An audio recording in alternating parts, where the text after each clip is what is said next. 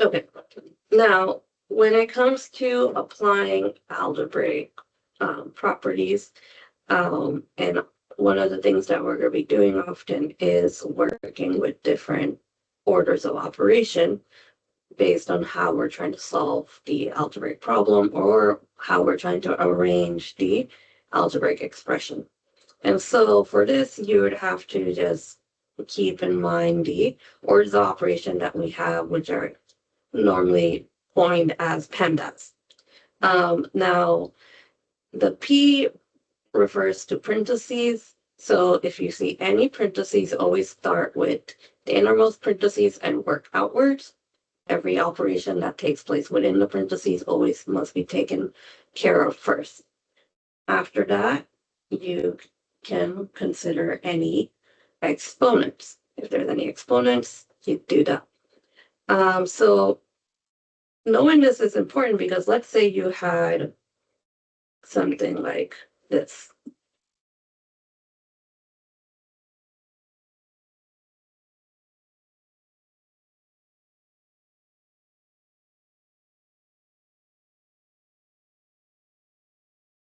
So I have this, and then I have this. What's the difference? Well, according to the orders of operation, in the first case, so let's say this case one, I need to take care of this -2. Okay, so I have -2 in here, and then I can square it because I do the parentheses, then the exponent. So this actually is -2 times -2, which gives me 4.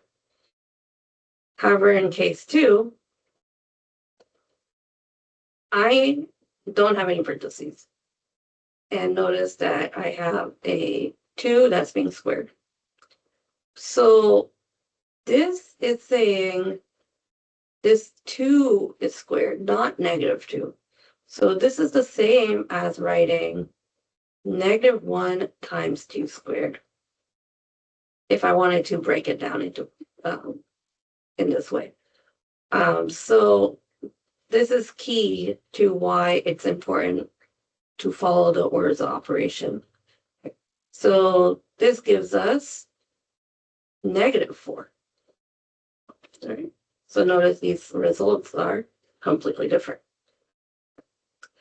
All right, after that, we have multiplication division. Multiplication division is basically on the same tier of order operation.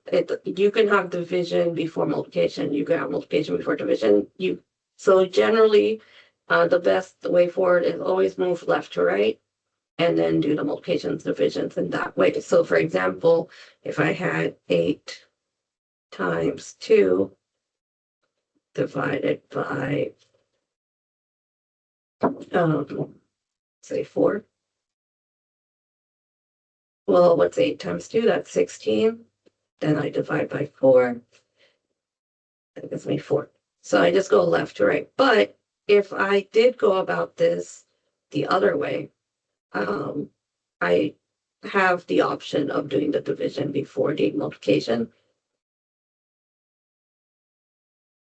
So what would that look like? Well, if I did 2 being divided by 4, that's a half. And then you do 8 times a half, that makes it 4. So it is possible to do the divisions and multiplication in different, they're on the same tier, so you can do them in any order, but generally it's safer to just go left to right. And then the same is true about adding and subtracting. So for example, 5 plus 2 minus 3 would be equivalent to, if you did this part first and this part second, that's the same as doing this part first and this part second.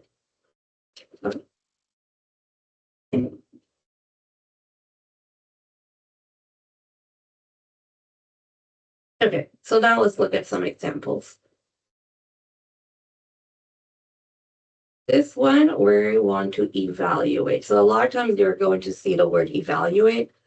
This means that you are given a value for your variable, or you know what the value for the variable should be, and you're trying to determine what your expression is equal to.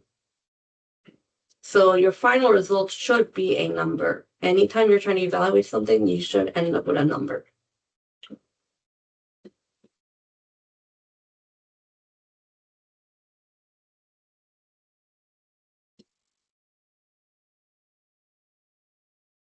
Okay, so let's say we're told x equals 13, so our variable is going to be replaced by number 13. So I get the following.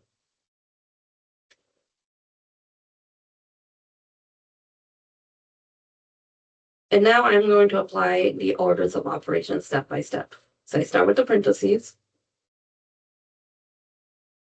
That makes 10. Now I need to square. So that becomes 100. Now going left to right, notice this is addition, this is multiplication. I need to do the multiplication first. So 6 times 100 is 600. And now I can do the addition. So I get 608. So if I did not follow the OR's operation properly, then I would not get the appropriate result.